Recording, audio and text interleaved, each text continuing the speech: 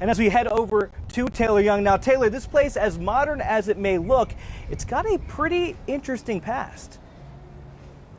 Julian, a fascinating origin story that we really wanted to dive into. So some of the oldest parts of this property were built over 100 years ago. And for much of that time, everything that went on here was very top secret. It really wasn't until a couple of years ago that the barbed wire fence surrounding the property was torn down. And now everything is out in the open.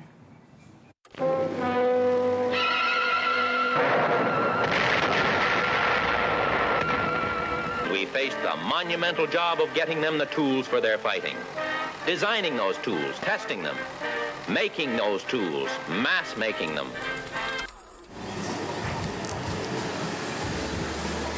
World War II home front in Charlotte and across the country, it was the environment of loose lips, sink ships. You know, you had to be quite discreet.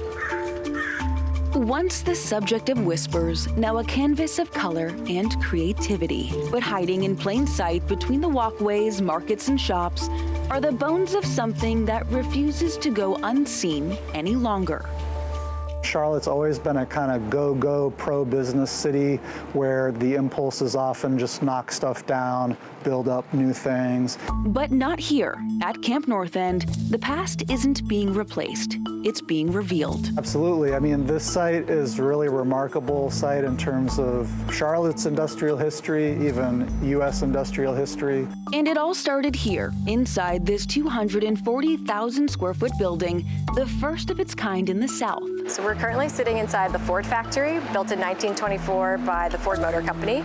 On the very floor Camp North End's Chief of Staff, Varian Shrum, sits 100 years ago. Assembly line ran through and a completed car would roll off the line over here.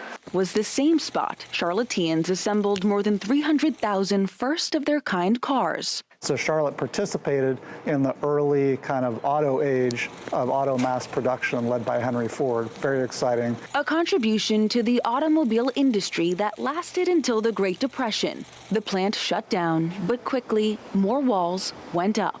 In 1941, the U.S. Army purchased the property to prepare for war. It went from being a kind of giant auto assembly plant to more of a complex of multiple buildings during World War II as an Army logistics hub. Assembly lines, but instead of for car parts, soldiers' uniforms, typewriters, canteens, anything and everything needed at training camps across the country. 15 years later, its purpose, unknown to the public at the time, changed again. Charlotte actually is a piece of kind of the nuclear warfare age in the early Cold War. This time, to make missiles. This was an extremely important, high-profile, very expensive program. It's one of the centerpiece U.S. weapons programs during the Cold War. Over the decades, these walls have worn many faces, from cars to combat, from missiles to now murals. Everywhere you look, there's some piece of history that's been repurposed into art. Nearly 10 years into its next life, Camp North End's evolution continues. Proof that history doesn't fade here. It adapts. We see ourselves as stewards of this history, and we're writing the next chapter of it. So there's been a lot of different eras of the site, and it's a privilege and an honor to work on this particular chapter.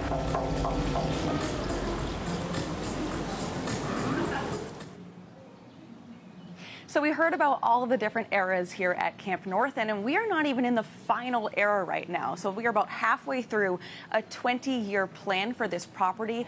The next phase includes building a massive hotel on the property. And Julian, the goal here, the vision is to have 10,000 people working here and 2,000 people living here, if you could imagine it. Queen City News Plus. Just search Queen City News on your smart TV's app store.